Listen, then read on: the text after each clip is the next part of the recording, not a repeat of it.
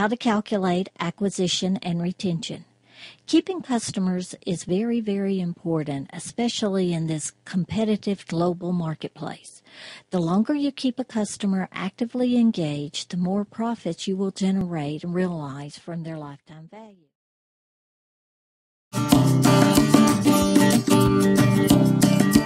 After our first send, the results really exceeded our expectations. We had double the engagement rate. Huge ROI increase, 25 times.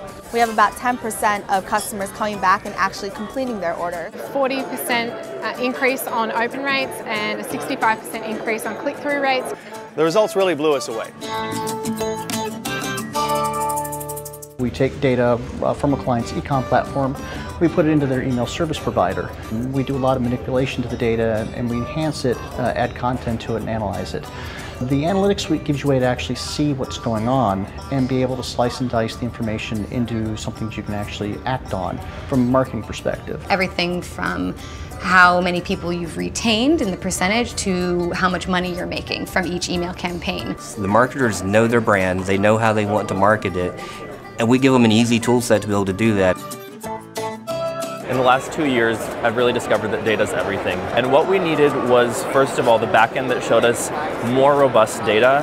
And secondly, we needed the ability to target our customers in different ways than what we had been doing up to that point. And Windsor Circle was able to provide both of those things for us. 6 months later, we've seen actually a 25% increase in our customer retention since we started with Windsor Circle.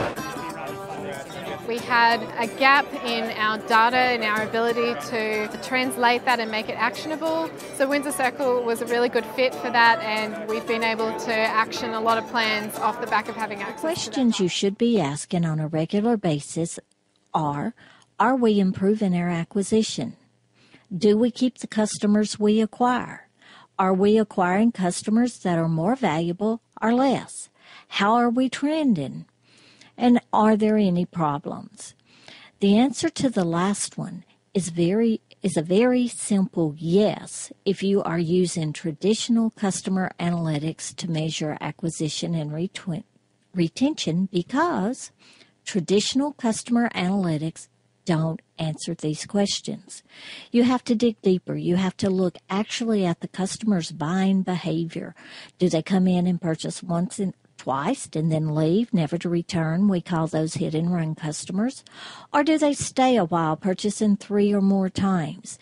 In order to realize the maximized return from each of these customers, you have to move them into the buyer segment, which is 3 or more purchases. Here's how you can look at that. This customer analysis is for a small niche company that started in mid-2003.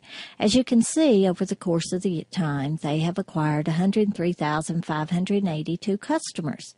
So when we look at this and we say, are we improving our acquisition? Well, yes, they're getting more customers, but when you come over here and look at it, in 2005, they acquired 18,000 customers. 2006, that would drop down to 16,000. Then 11 popped up to 13, down to 11. In 2010, they only acquired 9,000 customers.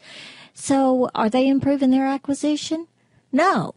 The next question is, do we keep the customers we acquire? Well, when you come over here and look at it, what you see is that the retention rate on the first customers that they acquired is actually pretty good. They're maintaining about a 50%. Now, these numbers will change each time that you run these numbers because customers are dynamic. Your database is going to shift. People are going to leave. People are going to come. So these numbers will change, and I actually recommend that you run this analysis quarterly.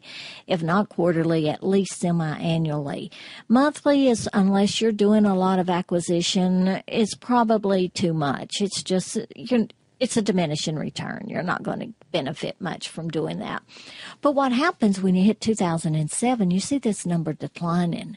And again in 2008. So these customers are not moving forward as a whole, which is very concerning. The 2009, not quite as concerning because you may have a reactivation program that could pull them forward. But when you get back in this period of time, it's almost too late to do reactivation.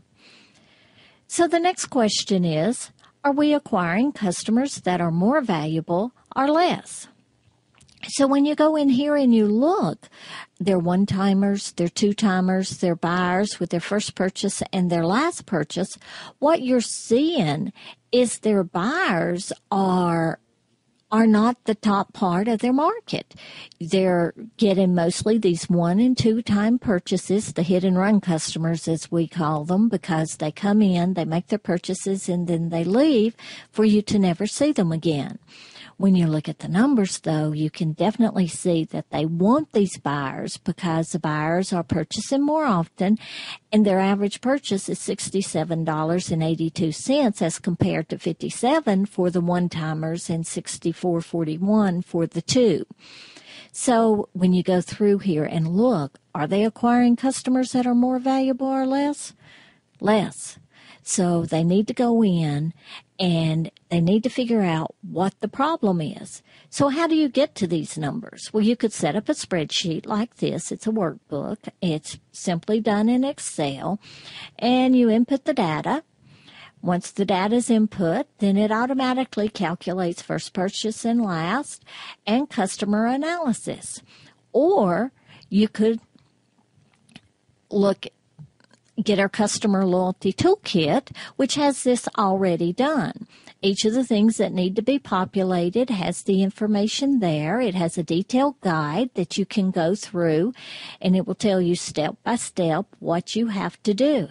It's also broken down. You can input your customer data, your direct marketing customer data, your e-commerce customer data, your store customer data, your social customer, or you can change those and choose certain segments. And then for each of those, you can see how it's color-coded. You go back here and you have your customer data, which is everybody, and it's for everybody, and it's in green. And then each of your analysis is automatically calculated. So all you have to do is a little housekeeping on your customer file to make sure that you have a clean merge purge, that you don't have the customers where they have 3 or 4 customer numbers, they're all in one, and then you download the information or export the information, however you do it, from your order management system, input it into here, and it will automatically calculate it so you can see how you're trending, how you're doing in getting customers, getting valuable customers, and keeping them.